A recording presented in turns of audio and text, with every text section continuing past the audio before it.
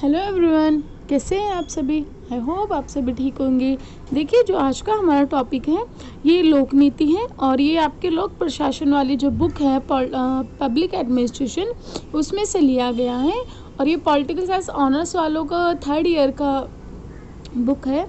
तो चलिए आज का टॉपिक हम स्टार्ट करते हैं। इसमें हम पढ़ेंगे कि लोक नीति क्या होती है, पहले नीति क्या होती है, इसी प्रकार के बहुत सारी चीज़ें पढ़ेंगे और ये आपके एग्ज़ाम के पॉइंट ऑफ व्यू से बहुत इंपॉर्टेंट है, क्योंकि आपके एग्ज़ाम शायद हों या फिर अगर एग्ज़ाम नहीं होंगे तो फिर असाइनमेंट होगा। तो अगर आप इसको वीडियो को देख लेंगे, पढ़ लेंगे तो आपको आप प्रिपेयर हो जाएंगे अपने एग्ज़ाम के लिए या फिर अपने असाइनमेंट के लिए।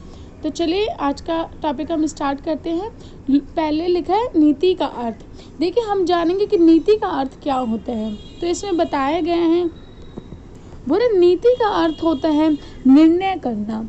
जिसे कि हम कोई निर्णय करते हैं ना, निर्णय लेते हैं, वो नीति का अर्थ होता है। इसमें बताया गया है कि क्या किया जाए, कैसे किया जाए, कब किया जाए और कहाँ किया जाए, इसको बोलते हैं नीति का अर्थ। ये एक प्रकार का, जब हम निर्णय लेते हैं तो हम ये सोचते हैं ना कि क्या किया जाए, कैसे, क्यों, कहाँ, ये सब जो होते हैं नीति के अर्थ में आते हैं। आगे देखिए क्या लिखा हुआ है। अब देखिए, डिमॉक्स जो है उनके अनुसार बोल रहे हैं कि नीति का व्यवहार के वह नियम है जिन्हें सचेत रूप से मान्यता प्राप्त है, मतलब जिन्हें सचेत रूप से मान्यता प्राप्त हो और जो प्रशासनिक निर्णय का मार्गदर्शन करते हैं। देखिए, बोरे की नीति जो डिमॉक्स थे उनके अनुसार ये था कि जो हमें कहते कोई चीज़ के लिए सचेत करते हैं, कोई मान्यता देते हैं या फिर प्रशासनिक निर्णय लेने में मार्गदर्शन करते हैं, उसको नीति कहा जाता है। आगे देखिए दूसरे जो राइटर हैं वो क्या कहते हैं। देखिए, फेडरिक जो विचारक है उनका मानना है, बुरे अनुमुख परिस्थितियों में क्या करना है या क्या नहीं करना है से संबंधित किए गए निर्णय ही नीतियां हैं। वो कहते हैं कि जो कोई भी परिस्थिति, कैसे कोई परिस्थितियां आती है जिसमें हम सोचते हैं कि क्या करना चाहिए, क्या नहीं करना चाहिए, इन सब में जो हम निर्णय लेते हैं वो ही नीतियां कहलाती हैं। अब बोरे इस बात पे सबकी समान सहमति है कि सार्वजनिक नीतियाँ सरकार होती है उसमें जो निर्णय लेते हैं उसके जो परिणाम होते हैं वो सब इसी में ही आते हैं। ठीक है, इस पे सबकी सहमति है कि हम जब सार्वजनिक रूप से सरकार जो निर्णय लेती है, किसी भी नीति बनाती है, तो उसमें यही सोचती है कि क्या करना चाहिए, क्या नहीं करना चाहिए, लोगों के लिए क्या अच्छा है इसमें। तो कुछ इसी प्रकार के निर्णय जो होती है वो नीतियाँ लेती है। आगे एक और राइटर है, ये मैंने दो तीन राइटर करा दिए हैं आपको, तो ये वाला चलिए आप पढ़ लीजिएगा। आगे देखिए क्या बता रहे हैं वो, चलिए इसका भी बता देती हूँ। ये बोल रहे कि थॉम्स जो है वो है ना एकदम संक्षिप्त में परिभाषा देते हैं। उनका कहना है कि लोक नीति कुछ भी वह है जो सरकार करने अथवा ना करने का निश्चित करती है। बोल रहे लोक नीति वो है जो सरकार कुछ करना चाहे या फिर कुछ ना करना चाहे, वो सभी लोक नीति में आता है। ये बोलते कोई भी संगठन जो होता है, चाहे वो निजी हो चाहे वो सार्वजनिक हो, उसमें कोई भी कार्य प्रारंभ करने से पूर्व नीति का निर्माण अनिवार्य है। देखिए, चाहे वो कोई भी संगठन हो, निजी, प्राइवेट हो सकता है, सरकारी, गवर्नमेंट हो सकता है, पर उसमें अगर आप कुछ भी काम स्टार्ट तो करेंगे, ये तो है नहीं कि आप कुछ काम नहीं करेंगे। और अगर आप कुछ काम करेंगे तो जाहिर सी बात है उसकी कोई नीति निर्माण करेंगे, है ना, कोई चीज़ सोचेंगे, समझेंगे कैसे की जाए, कहाँ की जाए, ये सब चीज़। तो ये सब चीज़ इम्पॉर्टेंट है और ज़रूरी भी है, ये सभी करने पड़ते हैं। और बोरे जो नीति होती है, नीति के जो मुद्दे होते हैं वो बहुत सरल और बहुत कम, और मतलब कि बहुत सरल होते हैं, ये समझ लीजिए आप कि बहुत सरल होते हैं। ठीक है, और कभी कभी ये जटिल भी होते हैं बहुत। और देखिए, जो जटिल होते हैं ना उन्हों को है ना, फिर आपके जो पहले का एक्सपीरियंस होता है, पहले के जो आपका अध्ययन होता है उसका विश्लेषण करने की आवश्यकता होती है। फिर अगर कोई भी जटिल आपके होते हैं या फिर जटिल ना भी हो, तो पूर्व जो आपकी खोज अध्ययन होता है उनका विश्लेषण करना, उनकी खोज करना, उनके बारे में ध्यान आवश्यक होता है। अब देखिए आगे हम पढ़ेंगे कि नीति कौन बनाता है। देखिए, हमने तो पढ़ लिया कि नीति क्या होती है ना, नीति निर्माण के बारे में थोड़ा। अब हम पढ़ेंगे कि नीति कौन बनाता है। तो देखिए, इसमें नीति बहुत सारे लोग बनाते हैं ना, विधानमंडल में, कार्यपालिका में, ठीक है, और भी अभी आप आगे पढ़ेंगे दाब समूह होता है, बहुत सारी चीज़ें हैं। तो हम पहले देखेंगे नीति कौन बनाते हैं। देखिए, बोले बोलते हैं कि जो नीति निर्माण है इसके दो रास्ते होते हैं, ठीक है, दो तरीके से इसको बनाए जा सकते हैं। एक तो जो जनता के द्वारा होते हैं, निर्वाचित सदस्य जो होते हैं, निर्वाचित प्रतिनिधित्व जो होते हैं, जो जनता चुनती है, उनके माध्यम से विधानमंडल और मंत्रिमंडल जो होता है उसमें होती है, ठीक है, जिसकी जो जनता चुनती है ना चुनाव के टाइम पे, ठीक है। विधानमंडल और मंत्रिमंडल में फिर उसके जो सदस्य जाते हैं वो नीति निर्माण बनाते हैं। दूसरे बोल रहे हैं कि एक दूसरा तरीका प्रशासनिक अधिकारी जो होते हैं उनके द्वारा, उनमें जो श्रेष्ठ होता है, श्रेष्ठ माध्यम से ऐसे देशों में देखिए, ठीक है, एक तो हो गया आपका जनता जो चुनती है उनके द्वारा, दूसरा होता है प्रशासनिक अधिकारियों के द्वारा, ठीक है, दो तरीके से। अब बोल रहे हैं कि ऐसे देश जहाँ पे संसदीय शासन प्रणाली होती है, यहाँ पे दोनों रास्ते ही दोनों तरीके से बनाया जा सकता है, और ये दोनों जो तरीके हैं वो समान स्थान में, मतलब कि दोनों का जो तरीका है वो एक ही जगह जाके मिलता है बाद में, तो इसलिए दोनों तरीके से आप कर सकते हैं। आगे देखिए बता रहे हैं विधानमंडल। अब देखेंगे कि विधानमंडल में किस तरीके से मनाई जाती हैं नीतियाँ को, ठीक है। देखिए अभी बता रहे कि जो विधानमंडल द्वारा निर्मित नीतियाँ जो होती हैं उनके द्वारा जिसकी बनाए गए कानून अथवा उनके पास किए गए प्रस्ताव, जिसकी समझ लीजिए विधानमंडल है, उसके पास कोई जिसकी नीतियों का कुछ निर्माण करना है या कुछ करना है, तो उनके पास पहले प्रस्ताव आता है।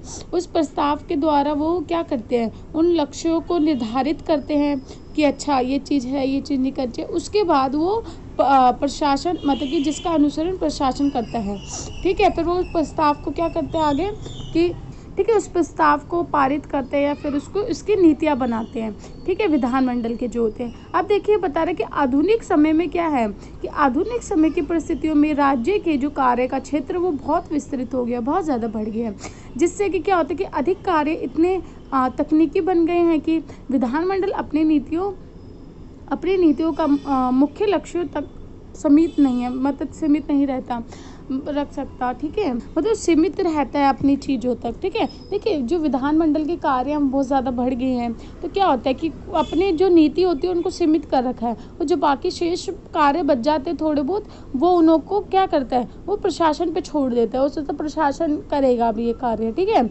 अभी बहुत से कार्य हैं इसमें।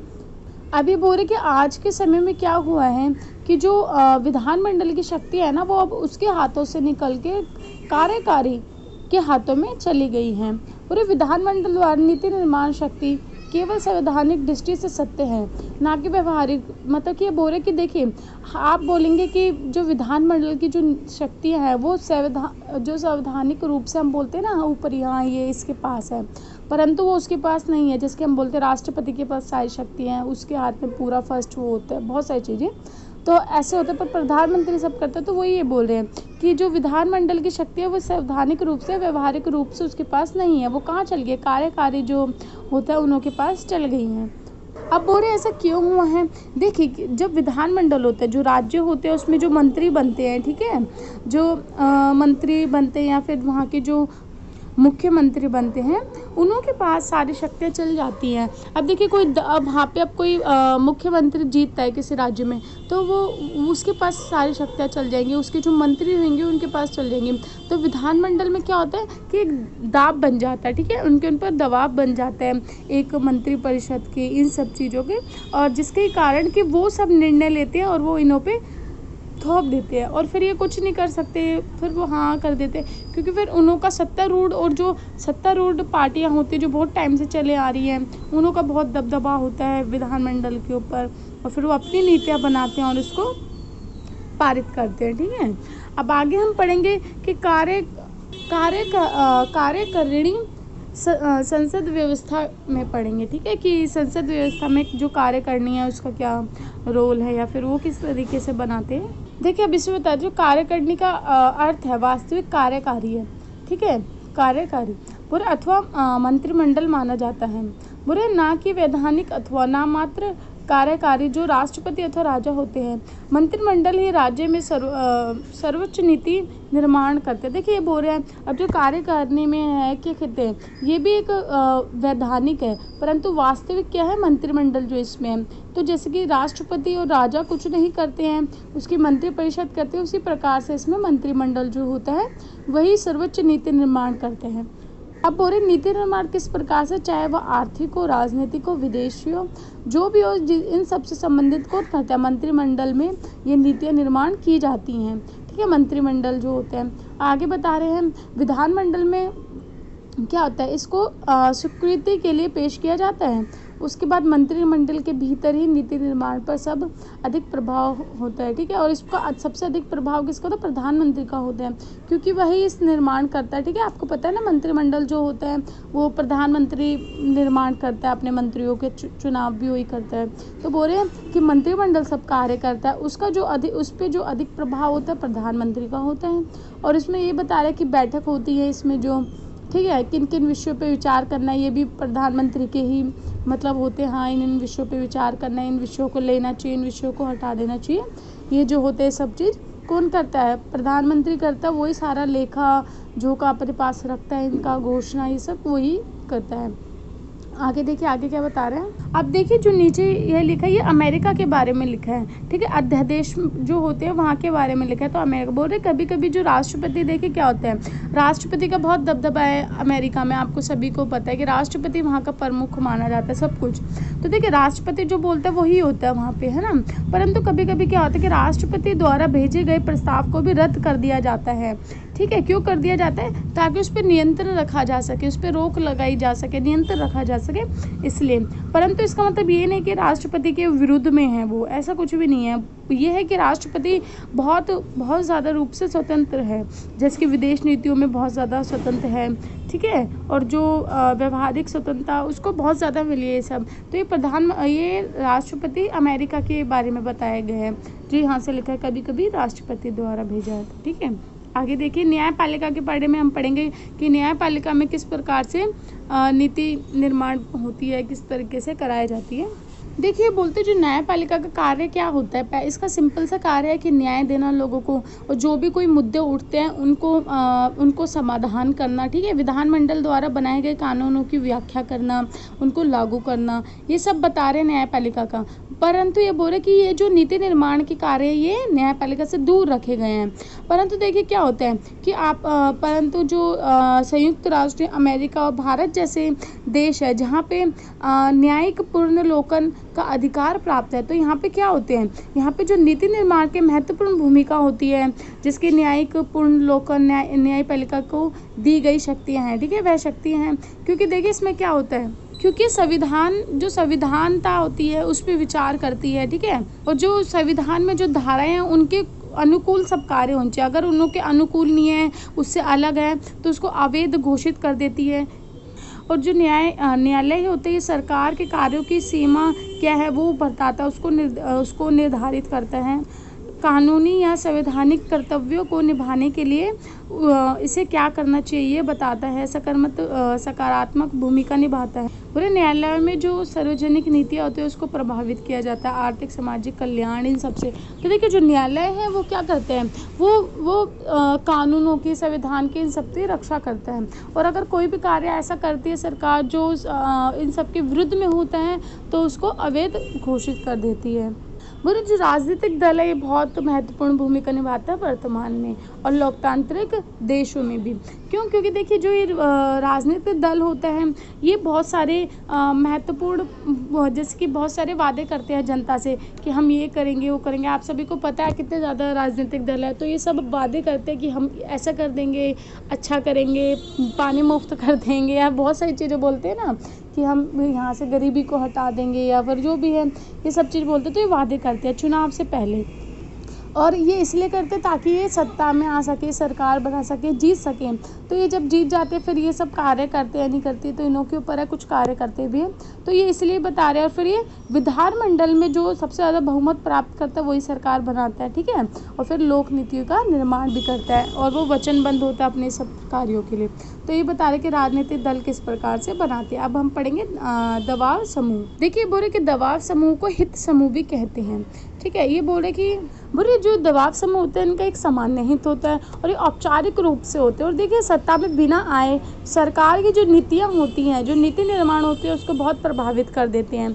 किस तरीके से देखिए दबाव समूह कौन कौन से होते हैं, जिसके बता रहे हैं मजदूर संगठन, नारी संस्थाएं, किसान संगठन, व्यापार संघ, ये सब जो है ये आपके दबाव समूह हैं। और देखिए अगर इन्हों को ऐसा लगता है कि ये कोई भी चीज़ इन्हों के अगेंस्ट में हुई है तो ये क्या करते हैं, ये आंदोलन करते हैं, हड़ताल करते हैं, आप सभी को पता होगा। तो ये वो वाले दबाव समूह हैं। अब देखिए जो अगला पॉइंट है व्यक्तिगत नागरिक हैं। देखिए जो भी लोक नीति बनती है वो व्यक्तिगत जो नागरिक होते हैं उन पे थोपी नहीं जा सकती, उनके अगेंस्ट नहीं बनाई जा सकती, है ना। क्योंकि देखिए जो लोक नीतियाँ होती हैं, नीतियाँ जो होती है वो बनाई ही नागरिकों के लिए जाती हैं, है ना। और ऐसे भी नहीं हो सकता कि बहुत बड़ा हिस्सा इसके विरुद्ध कर रहा हो या फिर उसके विरुद्ध में बना दी जाए, तो ऐसा भी नहीं हो सकता। क्योंकि देखिए जो नागरिक है आज के युग में आपको पता है कि नागरिक कितना जागरूक है, और नागरिक के विरुद्ध में कुछ अगर कार्य होता है तो वो बहुत सारे आंदोलन, बहुत सारी चीज़ें करते हैं, ठीक है। तो ये बता रहे हैं कि क्योंकि देखिए उन्हों को अब वो सरकार अगर उन्हों के विरुद्ध में कुछ बना देगी तो अगली बार उन्हों को जब जीतना होगा तो वोट कैसे प्राप्त करेगी, है ना। तो जो जनता है उसके पास बहुत बड़ी शक्ति है, वो वोट ही है, ठीक है। तो आगे अब हमने इतना पढ़ लिया है कि नीति निर्माण कौन बनाता है कैसे, ठीक है। अब हम पढ़ेंगे नीति निर्माण का आधार, कि नीति निर्माण का आधार क्या है, बेस क्या है, उसके बारे में हम पढ़ेंगे। तो चलिए इसको स्टार्ट करते हैं। देखिए नीति निर्माण के जो आधार है उसमें ये बताया गया है कि नीति चाहे विधानमंडल में बनाई जाए, कार्यपालिका में कार्यकारिणी में बनाई जाए या फिर प्रशासन के द्वारा बनाई जाए, इन सभी में जो इम्पोर्टेंट बेस होता है, आधार जो होता है वो होता है सूचना का सही तरीके से पहुंचाना या फिर सूचना को सही तरीके से लेना, ठीक है। और कहते हैं मतलब ये सच्ची सूचना जो होती है, जो तथ्य होते हैं उन पे आधारित होता है। अगर ये ऐसा नहीं करते तो ये तो अंधेरे में कूदने के समान है, कि आप अंधेरे में कूद रहे हैं और इसका कोई बेस नहीं है, कोई आधार नहीं है, है ना। तो ये बोल रहे हैं कि जब प्रशासन के द्वारा भी बनाई जाती है तो इसमें क्या होता है कि जो उचित सूचना होती है वो प्रशासन द्वारा एकत्रित की जाती है, मतलब उसको इकट्ठा किया जाता है, ठीक है। और बोल रहे हैं इसके चार तरीके हैं कि हम कैसे करते हैं। देखिए पहला तरीका है कि रिपोर्ट, जो आंतरिक रिपोर्ट, आंकड़े उनके द्वारा। दूसरा होता है कि पहला तो देखो आपको आंतरिक जो रिपोर्ट होती है वो मिले या फिर जो आंकड़े हैं उसके द्वारा हो गया। दूसरा हो गया गैर सरकारी संगठन द्वारा आप प्राप्त करते हैं। तीसरा हो गया आयोगों तथा छानबीन करके जो आप करते हैं उसके द्वारा हो गया, ठीक है। समिति द्वारा जांच पड़ताल होगी। फिर अनुसंधान तथा अध्ययन से। तो ये चार तरीके हैं, ये इम्पॉर्टेंट हैं क्योंकि देखिए इन सब तरीक़ों से आप जो सूचना है उसको एकत्रित करते हैं, ठीक है। आधार ये इम्पॉर्टेंट है कि आधार कैसे रखोगे आप, ठीक है। आगे देखिए क्या बता रहे हैं। अब बोल रहे हैं कि प्रत्येक जो प्रशासनिक विभाग होता है उन सब के अंदर क्या होता है, उनका देखिए उन सब के अंदर क्या होता है, हिसाब किताब रखा जाता है, वितरण होता है, रिपोर्ट होती है, आंकड़े होते हैं, ये सब हर एक विभाग में होता है, आपको सभी को पता होगा। क्यों होता है, क्योंकि देखिए जब आपको नीतियाँ बनानी हो, कुछ हो, तो आपके पास आंकड़े हो, आपके पास सब कुछ हो कि हाँ इस बेस पे हम ये चीज़ बोल रहे हैं। आपको पता है ना आंकड़े उकड़े कुछ भी चीज़ें हम जब कभी पढ़ते हैं तो वो एक सच्चे क्यों होते हैं, क्योंकि वो किसी के सब विभागों के पास अपना लेखा जोखा सब चीज़ होते हैं, ताकि फिर वो आप आगे देते हैं और बताते हैं ऐसी ऐसी चीज़ें हैं, ठीक है। आगे देखिए क्या बता रहे हैं। अब बोल रहे हैं कि जो आपके पास उपलब्ध सूत्र हैं, जो आपके पास आंकड़े, उनको उचित ढंग से मतलब सही ढंग से आपको उसको व्याख्या करना बहुत ज़रूरी है नीति निर्माण के अंदर। अगर आप उसको ऐसी मतलब कि सही से नहीं करते हैं उसको क्या कहते हैं उसको व्याख्या, तो क्या होता है वो सही फिर नीति नहीं बन पाएगी, है ना। और देखिए कोई भी आप नीति निर्माण करते हैं उससे पहले जो आप आंकड़े ढूंढते हैं तो क्या होता है, एक जो व्यक्ति होता है, जो विभाग के अंदर जो एक कर्मचारी है, एक व्यक्ति जो होता है, अधिकारी जो होता है, उसके द्वारा ही कहते हैं वो व्याख्या प्रस्तुत की जाती है। अब ज़रूरी नहीं है कि पूर्णतः सही हो, ठीक है, ऐसा भी होता है क्योंकि देखिए कोई अधिकारी बना रहा है तो जाहिर सी बात है वो कुछ छुपा भी सकता है, उसमें उसकी जो कमियां हैं उस रिपोर्ट में वो उसको छुपा लें, है ना। तो इससे क्या होता है नीति निर्माण में इफेक्ट पड़ेगा। तो बोल रहे हैं कि ऐसी चीज़ें भी हो सकती है और बहुत बार ऐसे भी होता है कि जो रिपोर्टें होती है वो जैसे कि कोई दल का हो तो वो अपोजिट दल का हो तो वो उसको सही से ना बताना चाहता हो, वो उसके अगेंस्ट में हो, ऐसे बहुत सारी चीज़ें होती हैं। तो आगे देखिए क्या होता है, उस रिपोर्ट को बोले कि अगर रिपोर्ट तैयार करते हो नकारात्मक कार्य या फिर दबाने वाला अथवा मतलब बहुत सारी चीज़ जो आपको मैंने बताया कि नकारात्मक सोच रख सकते हैं, फिर नकारात्मक कार्य के रूप में हो सकते हैं। तो ये सूचना जो होती है ये कभी कभी चेक कर लेना या इस अधिकारों को दंड भी देते हैं, इसके अगर जो ऐसा काम करते हैं तो उसको क्या करनी चाहिए, उसको दंड देना चाहिए। जो झूठ बोलते हैं, जो गलत रिपोर्ट बनाते हैं उस पर कड़ी से कड़ी कार्रवाई भी होनी चाहिए। ठीक है, आगे देखिए क्या बता रहे हैं। और बोले कि जो अधिकारी द्वारा भेजी गई रिपोर्टें मानसिक पक्षपात भी हो सकता है ना, मैंने आपको जैसे बताया किसी और दल का हो तो पक्षपात कर सकते हैं। देखिए इन सब को दूर करने के लिए क्या करते हैं, जो विकासशील देश होते हैं उसमें क्या किया जाता है, जो गैर सरकारी अथवा जो निजी खोज करने वाले समूह होते हैं उनसे संपर्क करता है, फिर उन्हों को बोलता है कि वो खोज करे, वो आंकड़े करे, वो हमको प्रस्तुत करे। जैसे कि किसान हो गए, किसान का संगठन हो गया, मजदूर का संगठन हो गया, विश्वविद्यालय हो गया। ठीक है, इन सब के पास ये आंकड़े होते हैं, इन्हों से प्राप्त करते हैं, क्योंकि ये पक्षपात नहीं करेंगे, सही रिपोर्ट आपको देंगे। देखिए आगे बता रहे हैं कि जो सरकारी होते हैं और जो गैर सरकारी संगठन होते हैं, ठीक है, जो सरकारी गैर सरकारी अनुसंधान होते हैं उसमें तारे विशेषकर ध्यान देने की इसमें क्या होता है, सरकारी और गैर सरकारी उसमें होते हैं, इम्पोर्टेंट होते हैं कि उद्देश्य जो होते हैं, तथ्य जो होते हैं, उनकी खोज करना, उनकी व्याख्या करना सही से। ठीक है, और बोरे दो प्रकार से की जाती है, प्रशासनिक एक तकनीकी।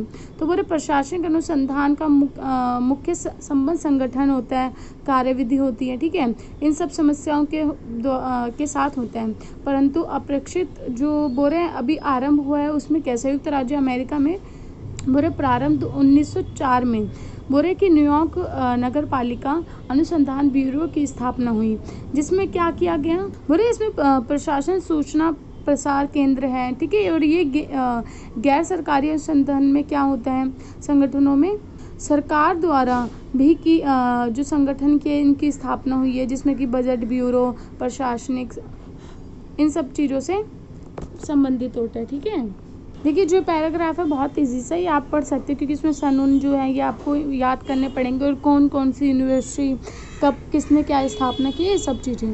ठीक है, आगे हम देखेंगे अभी, नहीं तो ये वीडियो और ज़्यादा लेंथी हो जाएगी। बोरे की जो सरकारी में है उसमें देखिए बहुत सारे वो कहते हैं, बहुत सारे मंत्रालय और इन सबको स्थापित भी किया गया है। ठीक है, जो प्रधानमंत्री के निरीक्षण में हो। ठीक है, और ये कब किया गया था, 1954 में लोक प्रशासन के भारतीय संस्था की स्थापना भी की गई है। ठीक है, ये बता रहे कि किस किस की स्थापना कब कब की गई है। देखिए अभी बता रहे कि जो तकनीकी अनुसंधान होता है इनका जो संबंध होता है ये कार्यात्मक होता है। ठीक है, और भारत में भी प्राकृतिक संसाधनों के अनुसंधान का एक मंत्रालय है, जो वैज्ञानिक और आधुनिक से मध्यम से शुद्ध है। ठीक है, और बताते हैं कि विज्ञान और औद्योगिक समस्याओं का अनुसंधान संगठित करता है।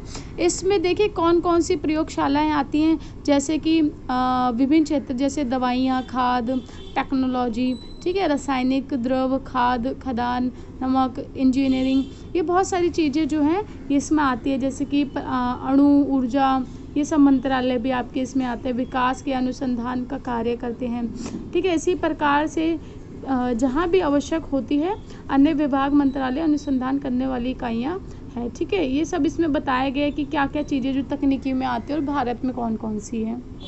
और देखिए बोरे की जो देश है बहुत तेज़ी से आगे बढ़ रहा है, तो क्या होता है कि कोई भी देश खतरा मोल लिए बिना नहीं रह सकता। ठीक है, मतलब कि उसको अपने आप को सुरक्षित रखना है तो क्या होगा, उसको चौकन रहना पड़ता है, एकदम चौकस जिसे बोलते हैं, या एकदम बोलते हैं एक्टिव जिसे बोलते हैं, उस वो रहना पड़ता है। ठीक है, और क्या करना पड़ता है, सुधार किया जा सके, इसी प्रकार से सुधार करने के लिए निर्मित अनुसंधान ठीक मार्ग दिखाया जाता है। मतलब बहुत सारी चीज़ें अब इसमें देखिए बताई गई हैं कि जो हमारे देश में उस सब चीज़ों के बारे में बताया, दूसरे ने बताया कि बहुत सारे खतरे भी, बहुत सारे आपको पता है कैसे लड़ाई झगड़ा होता है बॉर्डर्स पे, है ना, सीमाओं को लेके, तो और इतनी ज़्यादा टेक्नोलॉजी के आगे बढ़ गई, तो इसी वजह से तो सबको बहुत ज़्यादा चौकन्ना रहना पड़ता है। आगे देखिए क्या बता रहे हैं, नीति निर्माण के प्रभावी तत्व। अब बोले नीति निर्माण को कौन कौन से तत्व प्रभावित करते हैं उसके बारे में अब हम पढ़ेंगे। देखिए बोले कि जो नीति निर्माण का जो उत्तरदायित्व जिसके ऊपर होता है उसको विभिन्न प्रकार के तत्वों द्वारा प्रभावित करने का प्रयास किया जाता है। और नीति निर्माण का सर्वप्रथम जो प्रभाव होता है वो पर्यावरण का होता है, जिसमें कि राजनीतिक व्यवस्था कार्य करती है। ठीक है, मोटे तौर पर जैसे कि हम बोले जाए कि पर्यावरण में आर्थिक और सामाजिक संस्थाएं, इतिहास, विधि, नैतिकता, दर्शन, धर्म, शिक्षा, ये सब चीज़ें आती हैं, आप जिसके आगे और देखेंगे। ठीक है, तो ये सब चीज़ें आती हैं, तो इसमें क्या होता है, किसी भी देश की आर्थिक और सामाजिक व्यवस्थाओं वहाँ की सरकार के कार्यों की सीमा निर्धारित करती है ना। जैसे कि किसी भी देश की जो आर्थिक सामाजिक जो व्यवस्थाएं होती हैं वो सरकार ही तो निर्धारित करती है, ठीक है। उसके बाद बता रहा है व्याख्या भी वही करती है। तो सरकार में क्या अच्छा है और क्या बुरा है। संस्कृति कुछ कार्यों को लगभग अनिवार्य है, मतलब कि क्या अच्छा है क्या बुरा, ये सब चीज़ें भी देखा जाता है, ठीक है। आगे देखिए क्या बता रहे हैं। ऊपरी सांस्कृतिक अनिवार्य बना देती है, ठीक है, और कुछ अन्य कार्यों पर रोक लगा देती है, ठीक है। जैसे कि संस्कृति किस प्रकार से रोक लगाती है। देखिए ये बोल रहे हैं कि चाहे वो सरकारी हो चाहे गैर सरकारी हो, राजनीतिक दल हो, वह अपने समाज के ही उपज होते हैं ना, कहीं और से तो नहीं आएंगे, समाज के उपज होंगे। तो बोल रहे हैं कि सरकारी पदों को प्राप्त करने से पूर्व, बुरे सरकारी पदों को प्राप्त करने से पूर्व क्या करते हैं, समाज के मूल्य, परंपरा, आचार व्यवहार उनका अपना चुके होते हैं, ठीक है। ये सब चीज़ें वो अपना चुके होते हैं क्योंकि वो इसी समाज से ही रिलेटेड होते हैं। अब बताएं जिसकी पाकिस्तान है वो राज्य इस्लामी धर्म है, ठीक है, पर भारत धर्मनिरपेक्ष है। तो देखिए बोल रहे कि जैसे कि अब यहाँ की जो राजनीतिक है वो नरम है, ठीक है, और नागरिकों के विशेष अधिकार, वर्ग, सरकारी पदों सुरक्षित, ये सब चीज़ें की जाती है, वातावरण में जन्म लेती है। मतलब कि जिस वातावरण में आप हुए हो आप उसी तरीके से सोच समझोगे। इस्लाम में हुए तो आप वही सोचोगे हमारा इस्लामी धर्म है, ठीक है, हमको किस प्रकार से नागरिकता मिलेगी जो वो लोग देंगे। परंतु आप भारत में हैं तो यहाँ के ऊपर आपका यहाँ का प्रभाव पड़ेगा। तो वातावरण जो होता है हमारा वो बहुत इम्पॉर्टेंट और बहुत प्रभाव डालता है हमारी नीतियों पे, और हमारी अर्थव्यवस्था, समाज, इन सब चीज़ पे बहुत प्रभाव डालते हैं। अब हम पढ़ेंगे द्वितीय नीति निर्माण, ठीक है, द्वितीय पढ़ेंगे, ऐसे 3-4 और हैं, फिर ये ख़त्म है। फिर आपकी मैं अगले वीडियो में करूँगी क्योंकि ये नहीं तो वीडियो बहुत ज़्यादा लेंथी हो जाएगी। देखिए आगे क्या बता रहे द्वितीय, और ये द्वितीय निर्माण में क्या होता है, नीति निर्माण में बाहरी पर्यावरण एक महत्वपूर्ण भूमिका निभाते हैं, महत्वपूर्ण कारक होते हैं। बुरे बहुत से राज्य ऐसे होते हैं, ऐसी नीति निर्माण करते हैं जैसे कि उनको कोई प्रभाव ही नहीं पड़ता, कोई फ़र्क नहीं पड़ता कि और भी राज्य हैं हमारे आसपास में, उनको उनके ऊपर कोई भी फ़र्क पड़े, उनको कोई लेना देना नहीं है। वो इस प्रकार से नीतियाँ बनाते हैं, ठीक है। उनको बस अपनी सुरक्षा से लेना देना होता है, दूसरों की नीतियाँ से कोई लेन देन नहीं होता। अब आगे बता रहे हैं कि दूसरे राज्यों की नीतियाँ अंतर्राष्ट्रीय कानून व अंतर्राष्ट्रीय संस्थाओं के प्रति वचनबद्ध और कर्तव्य, मतलब कर्तव्य जो होता है वो होती हैं, ठीक है। बोल रहे हैं आंतरिक स्थिति अधिक ध्यान में रखनी पड़ती है, ठीक है, आपको आंतरिक रूप से अपने देश को अच्छे से देखना चाहिए। बोले अंतर्राष्ट्रीय पर्यावरण में परिवर्तन के कारण राज्यों को अपनी आंतरिक व विदेशी नीति में परिवर्तन करना पड़ता है। मतलब कि देखिए आपके जो आसपास का माहौल है उसको देखना बहुत ज़रूरी है, उसी के अकॉर्डिंग आप अपनी विदेश नीति, आंतरिक नीति ये सब बनाते हैं। जिसकी उदाहरण दे रहे हैं जिसके शीत युद्ध तथा द्वितीय दुर्विध जो था, विश्व द्वितीय में जो युद्ध हुआ था उन सब के बारे में बता रहे हैं इसमें कि क्या हुआ था। उनके समाप्त हो जाने के बाद जिनके कारण राज्यों ने अपनी अपनी नीतियों में परिवर्तन करा। जब विश्व युद्ध हुआ, द्वितीय विश्व युद्ध हुआ, इसके बाद क्या हो कि राज्यों ने अपनी जो विदेश नीति होती है, अपनी नीतियाँ होती है उसमें परिवर्तन किया।